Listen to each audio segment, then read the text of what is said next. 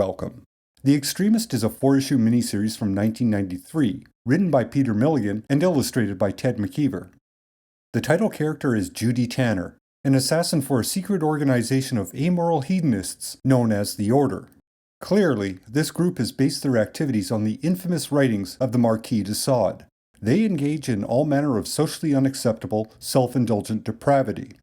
The Order is represented by Patrick, who appears to be in charge of recruiting an extremist. Judy's husband was the prior extremist. This is a secret she discovers after he is killed in front of her. Patrick then seduces Judy with the promise that he will help her find her husband's killer if she assumes the role of the extremist.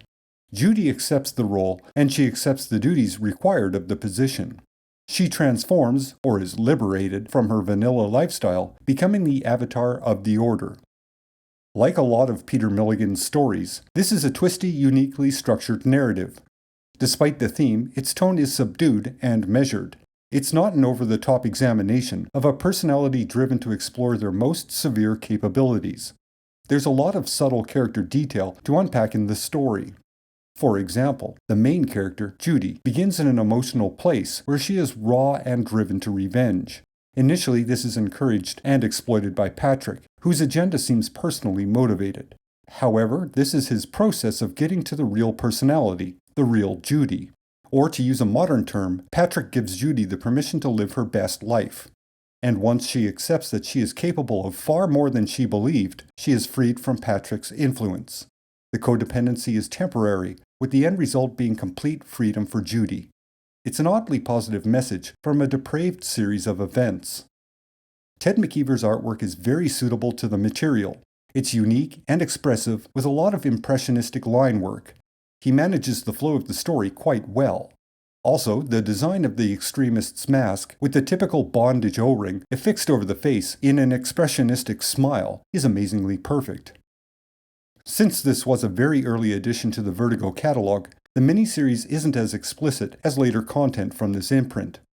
Thematically, it gently pushes the boundaries, but the language and depictions of sex and violence are quite tame.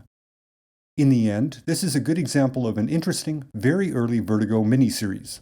Peter Milligan, a highly underrated and prolific writer, writes a story that seems reasonably straightforward at first, but once it sits with you for a day or two, the subtle details begin to rise to the surface.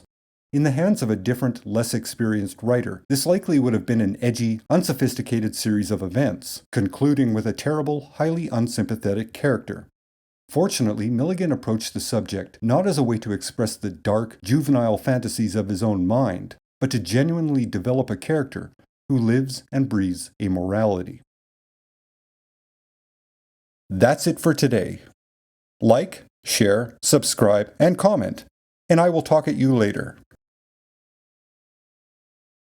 Until next time.